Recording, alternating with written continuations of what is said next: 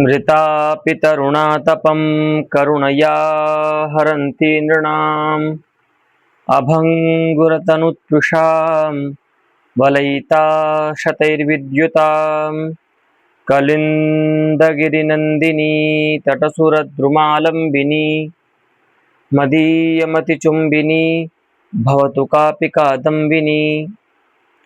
तत्र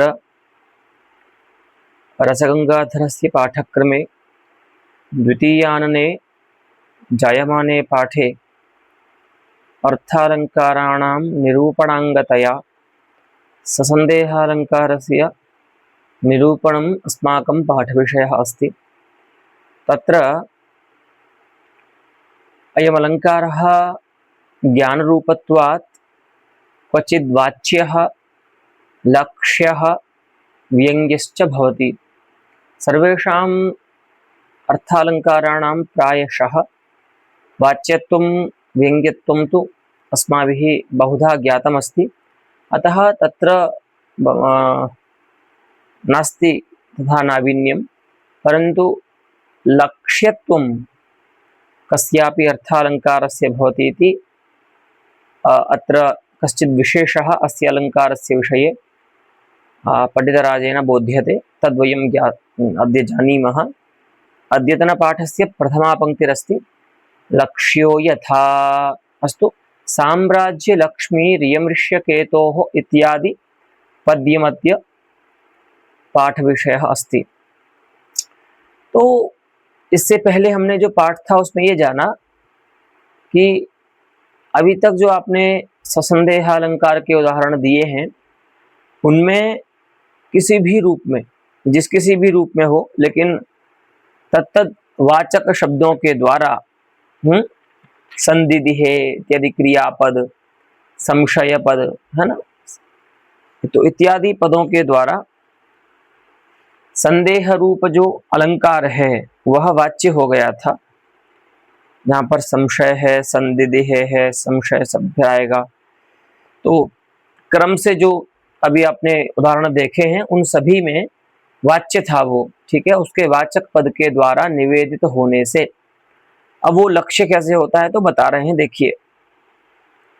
साम्राज्य लक्ष्मी इयं ऋष्यकेतोः सौंदर्य सृष्टेरधिदेवता वा रामस्य रामाम् अवलोक्य लोकैः इति स्म दोलारुरुहे तदानीम्। तदानीम् अर्थात यदा भगवान जनकनंदिन्याः पाणिग्रहणम् अकार्षीत्, अर्थात विवाहः यदा संपन्नः तस्मात् परं तदानीं विवाहोत्तरं लोकैः तत्र वर्तमानैः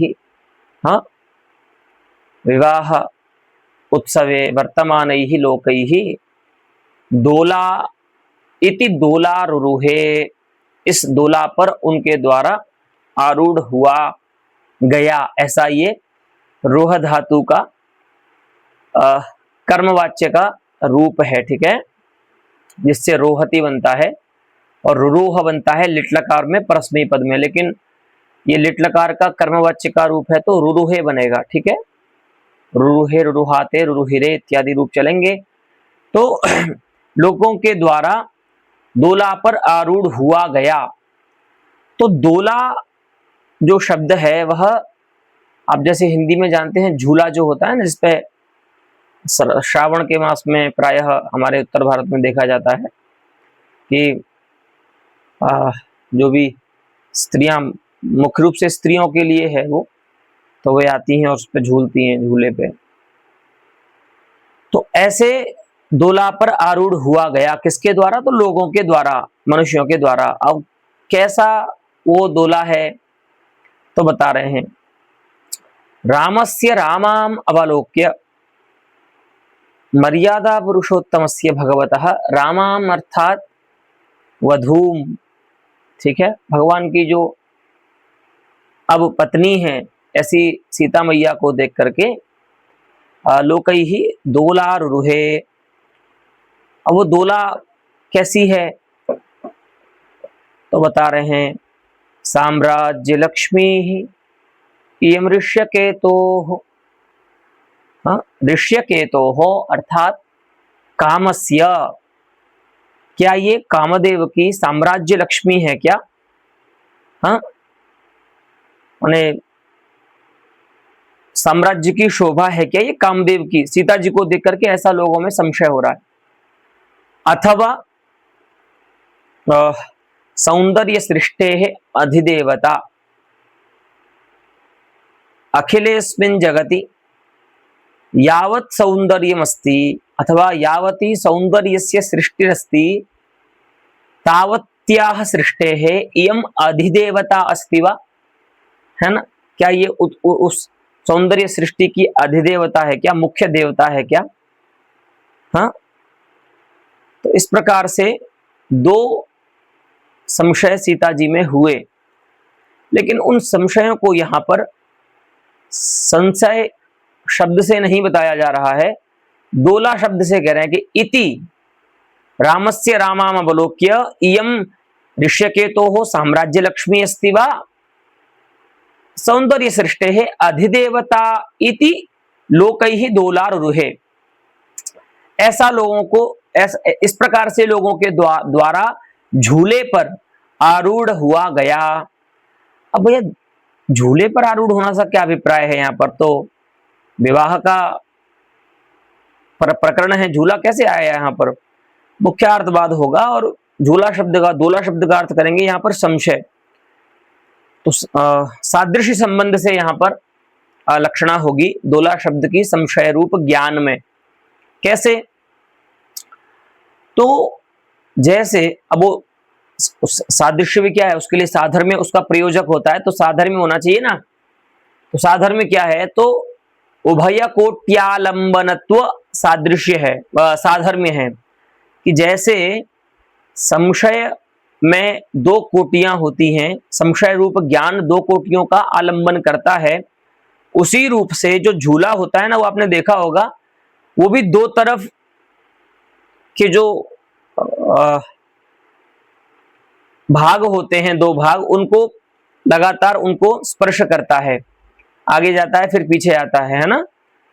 तो जिस प्रकार से उभय कोट्यालंबनता संशय रूप ज्ञान में होती है, उसी प्रकार से उभय कोट्यालंबनता झूले में भी होती है, दोला में भी होती है। इसीलिए उभय कोट्यालंबनत्व रूप साधारण धर्म से दोला शब्द की लक्षणा सादृश्य संबंध से संशय रूप ज्ञान में यहां पर हो जाएगी।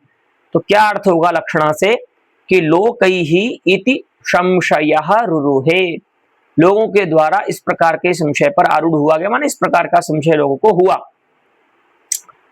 तो वही कहते हैं अत्र पर्यायेण उभय कोट्यालंबनतया दोला सादृश्यात् संशयः अत्र दोला शब्देन लक्ष्यते। पर्याय से उभय कोट्यालंबनता कैसे होती है? पर्याय से, ऐसा नहीं दोनों कोटियों को एक साथ विषय नहीं बनाता। संशय रूप ज्ञान भी और जो झूला होता है वो भी दोनों भागों में एक समय में स्पर्श नहीं करता। इस क्षण में जिस भाग को स्पर्श कर रहा है उससे द्वितीय क्षण में द्वितीय भाग को स्पर्श करेगा। तो क्रम से दोनों भागों का आलंबन करता है झूला भी। और ज्ञान में भी देखिए, संशय रूप जो ज्ञान होता है वहां पर भी एक समय में दोनों कोटियों का विषय नहीं बनाता है, वो ज्ञान वो क्रमिक होता है। उसमें जो कोटियों का भान होता है उनमें क्रम होता है। अयम स्थाणुः पुरुषः वा, तो जिस समय में स्थाणुत्व प्रकारक ज्ञान हो रहा है उस धर्मी में, उस समय में पुरुषत्व प्रकारक नहीं, उससे द्वितीय क्षण में होगा वो, मतलब क्रम रहेगा कुछ उसमें। भले क्षण, अब क्षण से अल्प तो समय नहीं होगा तो क्षणिक ही बोल सकते हैं, लेकिन एक साथ दोनों कोटियों का ज्ञान नहीं होता संशय में भी। और झूले में भी इस प्रकार से एक साथ दोनों कोटियों का अवगाहन माने स्पर्श नहीं करता दोला भी। इसीलिए पर्यायेण अर्थात क्रमेण उभयकोट्यालम्बनत्व रूप साधर्म्येण दोला शब्दस्य लक्षण संशय रूपे अर्थे सादृश्य संबंधेन भवति इति अत्र संशयः लक्ष्यः भवति इति लक्ष्यस्य संदेहालंकारस्य इदम उदाहरणं संपद्यते। ठीक है, इस प्रकार से ये लक्ष्य संदेहालंकार का उदाहरण सिद्ध होता है। उसके बाद व्यंग्य भी बताते हैं। व्यंग्यो यम यथा तीरे तरुण्या वदनम सहासम नीरे सरोजम च मिलद विकासम आलोक्य धावत्युभयत्र मुग्धा मरंद लुब्धा लिकिशोर माला। मरंद लुब्धालि किशोर माला उभयत्र धावति। मरंदे लुब्धा मरंद लुब्धा, ठीक है, मरंदः परागः मकरंदः, तस्मिन् रजसी अथवा परागे लुब्धा अस्ति या लोभम बिभ्राणा या अस्ति। हाँ, एवं अलीनाम अर्थात भ्रमराणाम तत्रापि भ्रमर किशोराणाम, हाँ, अली किशोराः सन्ति। एकदम मैच्योर भ्रमर नहीं है, इसलिए इनको पता नहीं चल पा रहा है, नहीं तो भ्रमर तो तुरंत जान लेते हैं कि which is the right object to consume. हाँ, किस इन दोनों में से किसको हमें, कौन हमारे उपभोग के लिए योग्य है। लेकिन ये कैसे हैं, बच्चे हैं, अभी भ्रमरों के बच्चे हैं। अली किशोराः सन्ति अतस्तेषाम् अली किशोराणां या माला अस्ति पंक्तिरस्ति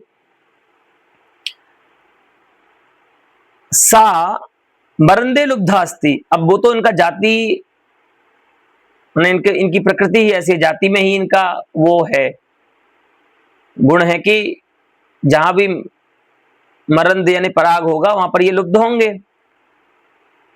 तो मरंद के लोभ से भ्रमर किशोरों की जो पंक्ति है वह उभयत्र धावती, वो दोनों जगह दौड़ रही है, कभी इधर आती है कभी उधर जाती है। अब वो दोनों जगह क्या कौन कौन सी हैं तो बता रहे हैं, देखिए। तीरे तरुण्या वदनम सहासम, तीरे तिष्ठन्त्याः तरुण्याः, नदी के तीर पर विद्यमान जो तरुणी है नायिका, उसके सहास वदन को देखते हैं पहले ये, है ना, हासयुक्तम हासेन सहितम सहासम वदनम, तो तद अवलोकयति इयं माला। पुनः नीरे सरोजम च मिलत विकासम, किनारे पर देखते हैं तो हंसती हुई नायिका का चेहरा है, और जल में देखते हैं तो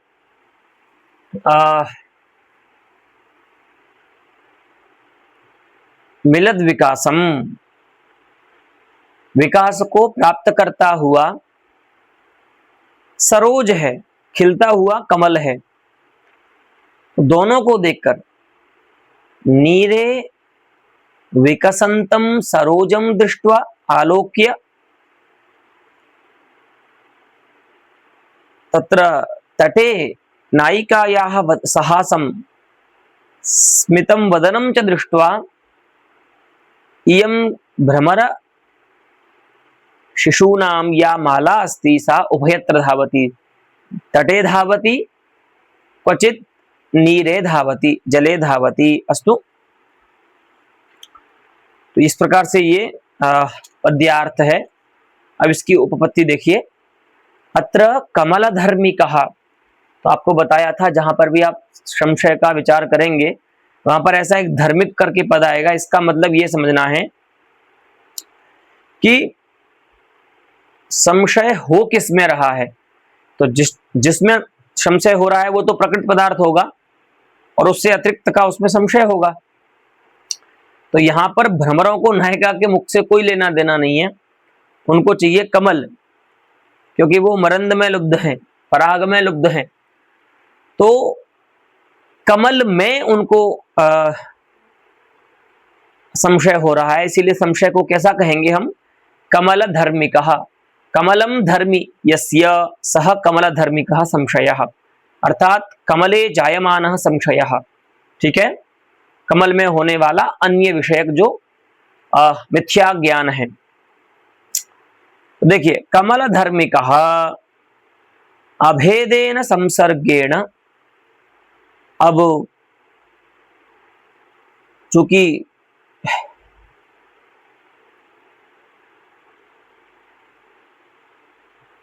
आपने कहा है कि संशय, जैसे किसी संशय को तो आप नहीं कहेंगे अलंकार, सादृश्य मूलक कह चुके हैं आप। तो यहाँ पर जो संदिह्यमान पदार्थ है उसके साथ संबंध क्या है इस कमल पदार्थ का? तो वही कह रहे हैं, अभेद संबंधेन पुरोवर्ती व्यक्तिद्वय प्रकारकः।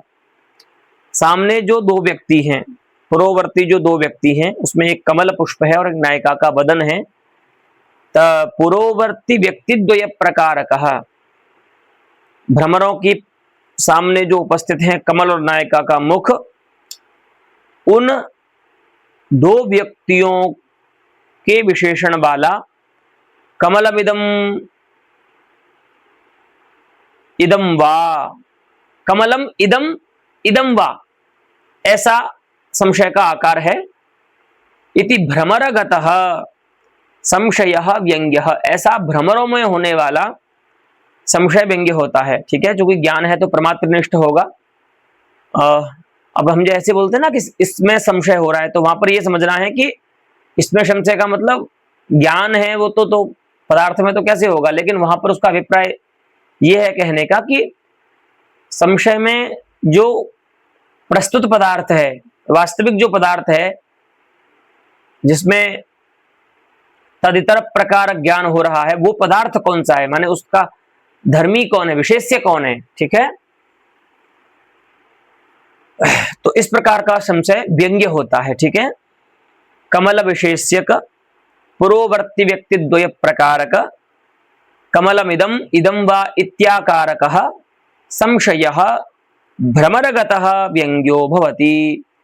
क्योंकि यहाँ पर संशय को कहने के लिए कोई वाचक या लाक्षणिक पद नहीं है, इसीलिए पहले जैसे संशय, संदिदिह इत्यादि जो क्रियापदों के द्वारा, अथवा दोला आपने अभी जो पद्य में देखा उसके द्वारा लक्षणा शक्ति से जिस प्रकार से संशय को उपस्थित कराया गया, ऐसा यहाँ पर कोई वृत्ति नहीं है, इसीलिए यहाँ पर व्यंग्य हम संशय को कहते हैं, व्यंजनावृत्ति का विषय है वो। ठीक है, अब यहाँ पर कोई शंका करते हैं, न च कमलाभेद बुद्धेः भ्रमर प्रवृत्त्युपायतया अपेक्षणात्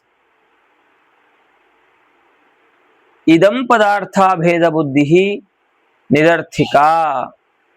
हाँ देखिए, आपने संशय का आकार क्या बताया है? कमलम इदम इदम वा, कमलम इदम इदम वा। तो इदम पदार्था भेद बुद्धि आप यहां पर बता रहे हैं। ठीक है, इदम पदार्थ का भेद कमल में आ रहा है, इस संशय के आकार से यह सिद्ध होता है। पर माने इदम पदार्थ जो है वह अभेद संबंध से कमल पदार्थ में विशेषण बन रहा है। तो यहां पर कोई ऐसी शंका कर सकता है कि देखिए भैया, भ्रमरों को इदम पदार्थ से कोई लेना देना नहीं है, क्योंकि वो जिसमें लुब्ध हैं वो कमलवृत्ति धर्म है। तो कमला भेद बुद्धि जो है वह उनकी प्रवृत्ति का उपाय है। माने भ्रमर अगर किसी कमलेतर बुद्धि में, कमलेतर पदार्थ में भी प्रवृत्त हो रहे हैं, तो वहां पर कमला भेद बुद्धि जो है उस पदार्थ में, वो उनकी प्रवृत्ति का उपाय है, ना कि इदम पदार्था भेद बुद्धि जो आप बता रहे हैं संशय के आकार से सिद्ध हो रही है। ठीक है, वही कहते हैं कि कमला भेद बुद्धे भ्रमर प्रवृत्त्युपायतया, वस्तुतः भ्रमरों की जो प्रवृत्ति होगी दोनों जगह दौड़ने में, वो होगी कि यह कमल है अथवा यह कमल है, ऐसा। ठीक है, माने कमला भेद बुद्धि जो है उससे भ्रमर प्रवृत्त होते हैं, इदम पदार्थ के अभेद से उनको कोई लेना देना नहीं है। तो वही कहते हैं कि इदम पदार्थ अभेद बुद्धि निरर्थिका, भ्रमरों की प्रवृत्ति के उपाय के रूप में इदम पदार्थ का अभेद इष्ट नहीं है, निरर्थक है। उसमें तो कमलों को तो भ्रमरों को तो कमला भेद का ज्ञान होना चाहिए, तब उनकी प्रवृत्ति होगी। आप जो आकार बता रहे हैं कमलम इदम इदम वा, वहां पर इदम प्रतियोगिक अभेद जो है कमल पदार्थ में भाषित हो रहा है, जो भ्रमरों की प्रवृत्ति का उपाय नहीं है। ठीक है, इसीलिए आप जो कह रहे हैं वो ठीक नहीं है। तो उनके लिए कहते हैं इदम नवाच्यम, आपको ऐसा नहीं कहना चाहिए। ठीक है, अब पंडितराज उनका समाधान करते हैं। देखिए शंका का, एक पदार्थ धर्मिक अपर पदार्थ भेद बुद्धे है, अपर पदार्थ धर्मिक पदार्थ भेद बोध प्रयोजकत्वेन।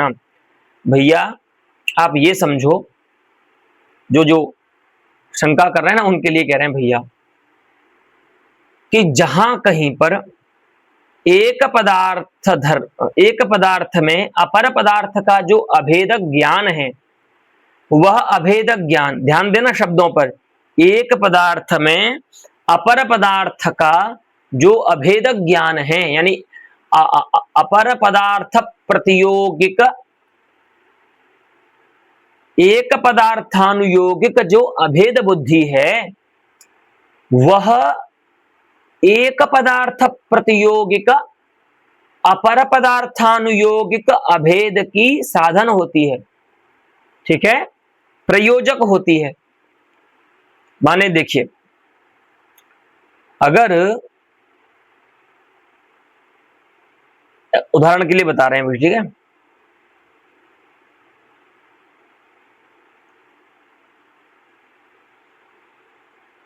कहीं पर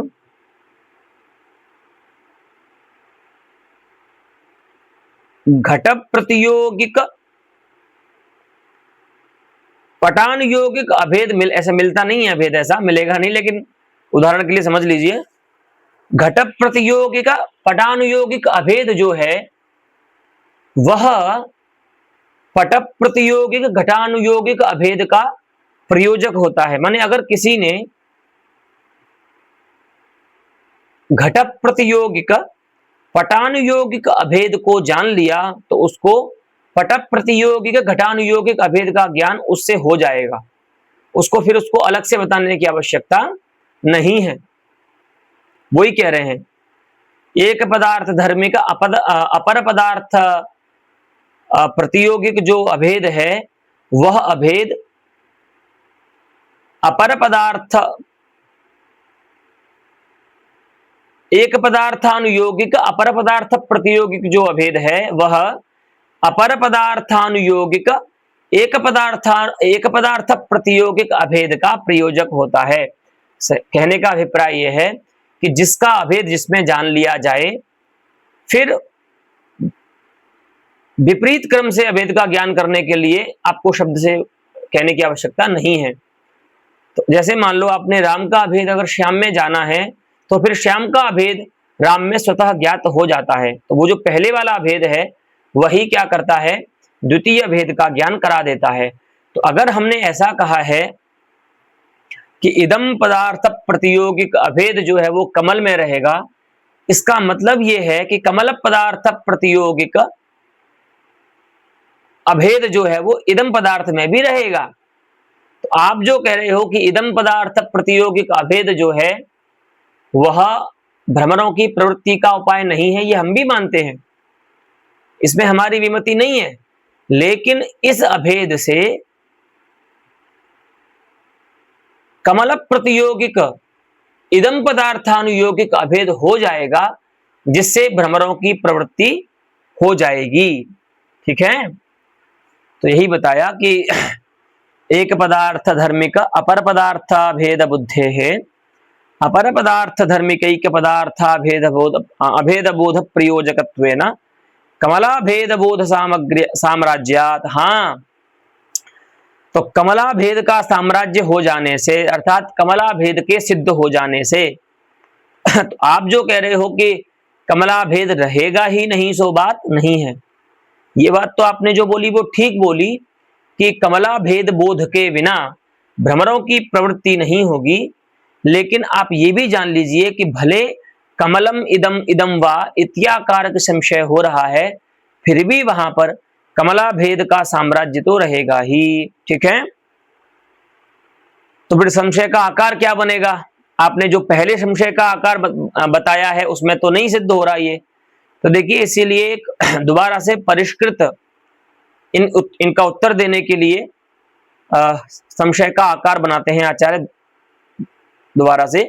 कमलत्वम एतद्वृत्ति तद्वृत्ति वा, कमलत्व जो है वह एतद्वृत्ति है या तद्वृत्ति है, अर्थात वो मुख में रह रहा है अथवा कमल में रह रहा है, ऐसा संशय होगा जहां पर तदवृत्तित्व और एतद्वृत्तित्व जो है वो विरुद्ध नाना कोटियां हैं, मैंने दो विशेषण हैं। ठीक है, इसीलिए संशय है। ठीक है,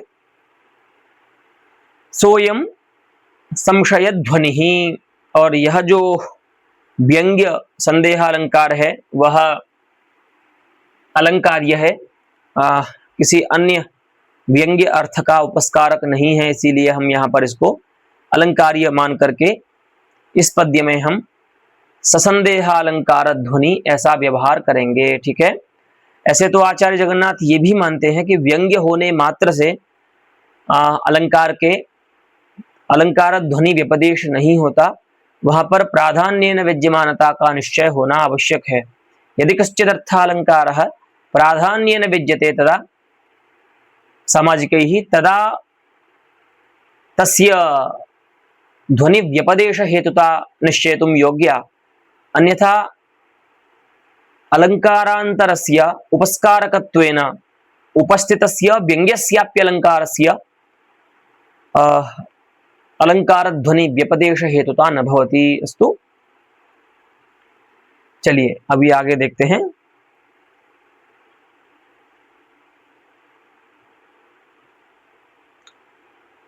आज्ञा सुमेषोरविलंघनीया किं वा तदीया नवचापयष्टिः, वनस्थिता किं वनदेवता वा शकुन्तला वा मुनिकन्यकेयम्।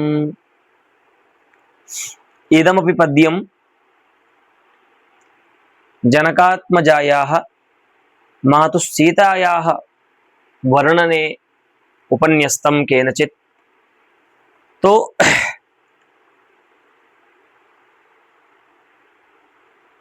माता सीता को देख करके ऐसा कहते हैं कि मुनियों की उक्ति है ये।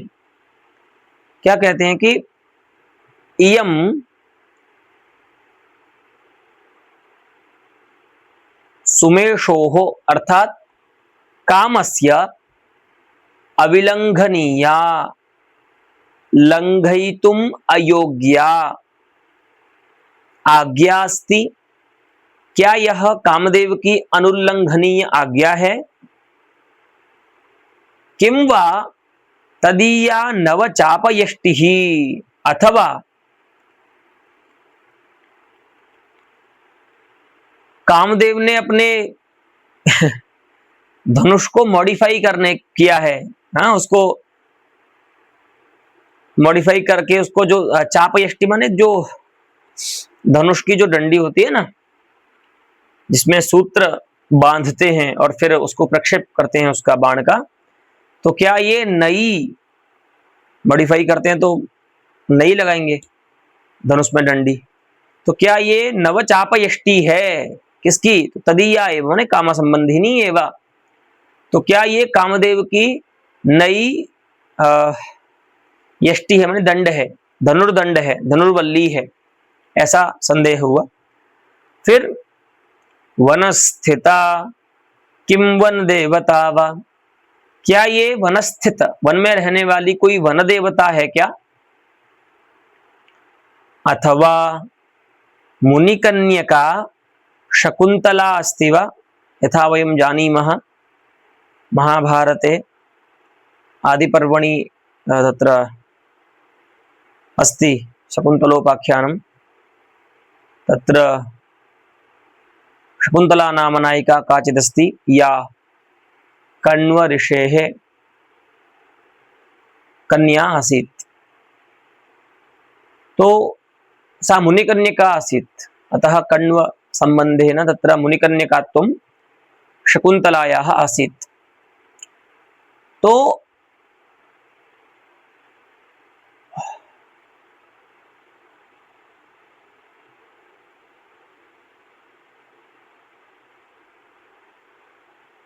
इयं सा अस्ति वा शकुन्तला अस्ति वा, एवं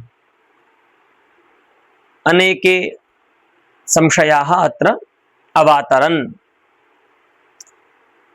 तो अब यहाँ पर उत्पत्ति करते हैं कि यद्यपि अत्रापि वाचकशब्दाभावात् व्यंग्य एव भवितुमर्हति संशयः। यहाँ पर भी संशय का कोई वाचक शब्द न होने से हम उसको व्यंग्य कह सकते हैं, वो व्यंग्य हो सकता है। तथापि फिर भी विषय निरूपणेन स्फुटमावेदितत्वात् संशयस्य यावन्तः विषयाः सन्ति, आज्ञा, नवचापयष्टिः, वनदेवता, शकुन्तला इत्याद्याः चत्वारः विषयाः ये सन्ति, तेषां संशय विषयाणां स्फुटम् आवेदनमस्ति। तस्मात् तेषां स्फुटम् आवेदितत्वात् न ध्वनि व्यपदेश हेतुः। माने भले ही व्यंग्य वो हो सकता है, लेकिन व्यंग्य हो गया इसीलिए हम उसको ध्वनि कह देंगे, सो बात नहीं है। कभी व्यंग्य होने पर भी किसी अर्थ के काव्य की ध्वनिता नहीं होती, यदि वह व्यंग्य, आचार्य मंबट ने जो पंचमोल्लास के प्रारंभ में 8 स्थितियां बताई हैं व्यंग्यार्थ की, अगर उनमें से कोई स्थिति उस व्यंग्यार्थ की है तो यहाँ पर उनमें से कौन सी स्थिति है? अगूढ़म पहली ही स्थिति है, वो कारिका है अगूढ़म अपरस्यांगम वाच्य सिद्ध्यंगम स्फुटम। तो पहली अवस्था है कि व्यंग्य को अगूढ़ नहीं होना चाहिए, नहीं अत्यंत स्पष्ट नहीं होना चाहिए, हाँ थोड़ा गूढ़ रहना चाहिए व्यंग्यार्थ को। अत्यंत स्पष्ट हो जाता है व्यंग्यार्थ तो वह चमत्कारी नहीं होता। तो यहाँ पर क्या है? संशय, व्यंग्यभूत संशय के विषयों के स्पष्ट आवेदन कर देने से, उनका स्पष्ट निर्देश कर देने से व्यज्यमान भी वह अर्थ अगूढ़ हो गया, स्पष्ट हो गया। इसीलिए व्यंग्य होकर के भी वह यहाँ पर ध्वनि व्यपदेश का हेतु नहीं बनता। वही बता रहे हैं कि तस्य विषय निरूपणेन स्फुटम आवेदितत्वात् ध्वनि व्यपदेश हेतुः। तो क्या कहें इसको, ध्वनि काव्य ना कहें तो आगे कहते हैं अपितु गुणीभूत व्यंग्य प्रभेद व्यपदेशस्य। इसीलिए गुणीभूत व्यंग्य काव्य के जो प्रकार हैं उनमें से एक प्रकार है अगूढ़ व्यंग्य रूप गुणीभूत व्यंग्य, उसका व्यपदेश का हेतु यहाँ पर जो व्यज्यमान संशय है वो हेतु बनेगा, अर्थात यहाँ पर गुणीभूत व्यंग्य काव्य होगा। अब ये बता रहे हैं कि जो साधारण धर्म है, क्योंकि संशय जो होता है अलंकार, वह सादृश्य मूलक संशय को ही हम अलंकार कहते हैं। तो सादृश्य के लिए उसके प्रयोजक साधर्म्य को होना आवश्यक है। तो वो जो साधारण धर्म है वो अनुगामी है यहाँ पर, और सभी के साथ पृथक निर्दिष्ट हैं। तो जितने भी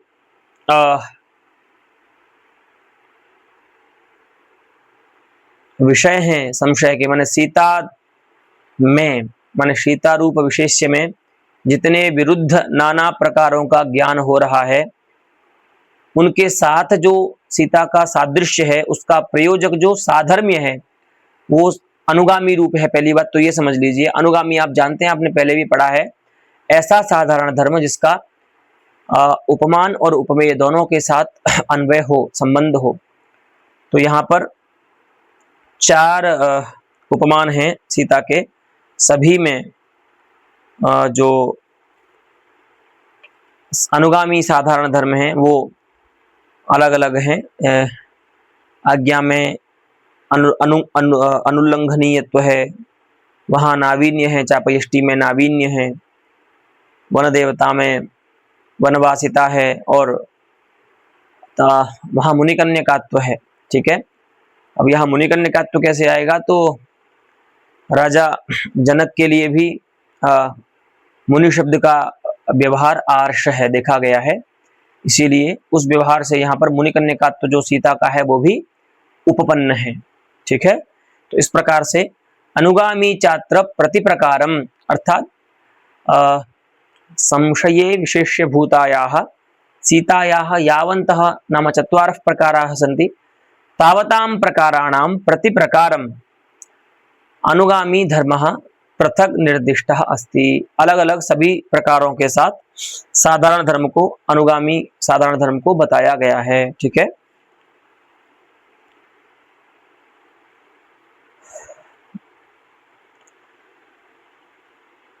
यत्तु चित्रमीमांसायां संशयध्वन्युदाहरण प्रसंगे अप्पय दीक्षिताः। अब आचार्य अप्पय दीक्षित का चित्रमीमांसा में जो संदेह ध्वनि के विषय में विमर्श है उसकी परीक्षा करते हैं। कहते हैं कि अब ये उन्हीं का प्रकरण चल रहा है, आहुः तक जो उन्होंने चित्रमीमांसा में लिखा है वही लिख रहे हैं, अंतिम में जाकर के बोलेंगे कि ये भी ठीक नहीं है। ठीक है, तो अभी इसको पढ़ना है हमको आचार्य अप्पय दीक्षित का कथन मान करके। ठीक है, उसके बाद इत्याहुः के बाद आचार्य जगन्नाथ इसका खंडन करेंगे। ठीक है, तावत् अयम ग्रंथः आचार्य अप्पय दीक्षितस्य अस्ति इति मत्वा अस्माभिः अध्येयम्। तो वो एक पद्य का उदाहरण देते हैं। कांचित कांचन गौरांगीं वीक्ष्य साक्षादिव श्रियं वरद संशयापन्नो वक्षस्थलमवैक्षत। दक्षिणे भारतस्य वरदः इति एकत्र भगवतः विष्णोः विग्रह विशेषः अस्ति वरदः इति।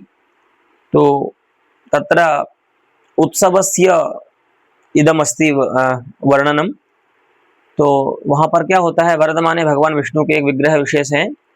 तो आचार्य अप्पय दीक्षित उदाहरण दे रहे हैं कि वहां पर उस उत्सव की शोभा को देख करके भगवान अचानक से अपने वक्षस्थल में देखने लगे। तो ऐसा कैसे हुआ, तो कि लक्ष्मी तो मेरे हृदय में रहती है, अचानक से सामने कैसे उपस्थित हो गई है।